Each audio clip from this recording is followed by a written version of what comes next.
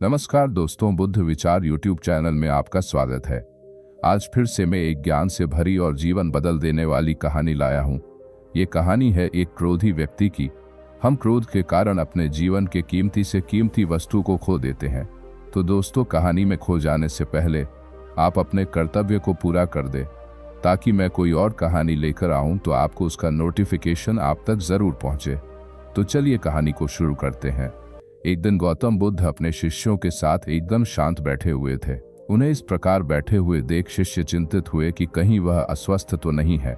एक शिष्य ने उनसे पूछा कि आज वह मौन क्यों बैठे हैं, क्या शिष्यों से कोई गलती हो गई है। इसी बीच एक अन्य शिष्य ने पूछा कि क्या वह अस्वस्थ हैं, पर बुद्ध मौन रहे।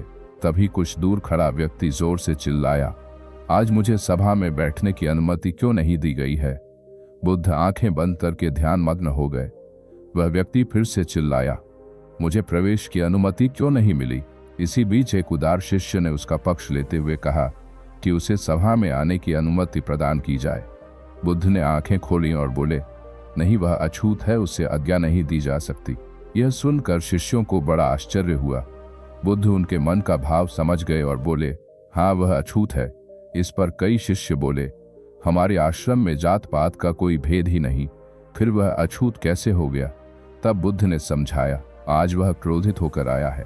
क्रोध से जीवन की एकाग्रता भंग होती है। क्रोधी व्यक्ति प्राय मानसिक हिंसा कर बैठता है, इसलिए जब तक वह क्रोध में रहता है तब तक अछूत होता है। इसलिए उसे कुछ समय एकांत में खड़े रहना चाहिए। क्रोधित शिष्य भी बुद्ध की बातें सुन रहा था। पश्चाताप की अग्नि में तप कर वह समझ चुका था कि अहिंसा ही मनुष्य का महान कर्तव्य व परम धर्म है।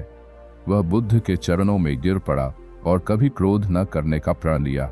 शिक्षा आशय यह है कि क्रोध के कारण व्यक्ति अनर्थ कर बैठता है और पश्चाताप उसे बाद में होता है, जिसका कोई लाभ नहीं मिलता। इसलिए हमें क्रोध नहीं करना चाहिए। असल मायने में क्रोधित व्यक्ति अछूत हो जाता है और उसे अकेला छोड़ देना चाहिए। क्रोध करने से तन, मन और धन तीनों की हानि होती है। क्रोध से ज्यादा हानिकारक कोई और वस्तु नहीं है।